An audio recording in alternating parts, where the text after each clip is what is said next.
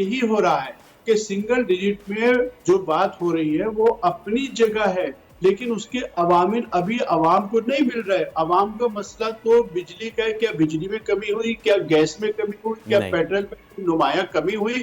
وہ کمی نہیں ہوئی ہے۔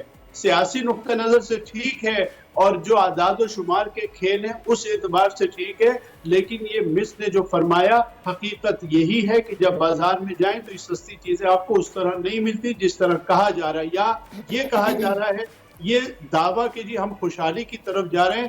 ابھی قیصر بنگالی صاحب نے جی ریزائن کر دیا 3 کمیٹیوں سے، انہوں نے کہا کہ یہ 3 کمیٹیاں کچھ کام نہیں کر رہی۔